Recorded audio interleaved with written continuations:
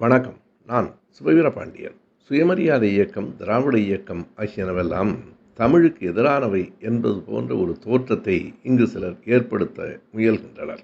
அவர்களின் வஞ்சக எண்ணத்தை சான்றுகளோடு தன் நூல் ஒன்றில் மெய்ப்பித்திருக்கிறார் ஆய்வாளர் வாலாசா வல்லவன். பழைய குடியரசு ஏடுகளை புரட்டி அதில் இருக்கிற செய்திகளிலிருந்து தமிழுக்கு எவ்வளவு ஆதரவாக சுயமரியாதை இயக்கம் இருந்திருக்கிறது என்பதை அவர் எடுத்து காட்டுகிறார்.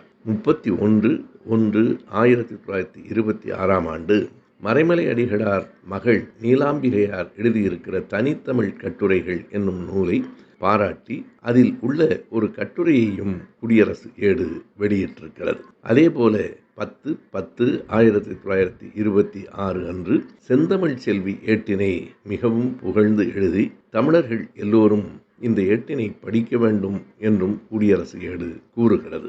1927 பிப்ரவரியில் தொடங்கி காசு பிள்ளையவர்களின் தமிழர் முன்னேற்றம் என்னும் கட்டுரை தொடர்ந்து வந்திருக்கிறது. எனவே சுயமரியாதை இயக்கம், திராவிட இயக்கம் ஆகியன தமிழ்நாட்டில் தமிழை, தமிழ் உணர்வை வளர்த்தன, இந்தியை, சமஸ்கிருதத்தை எதிர்த்தன.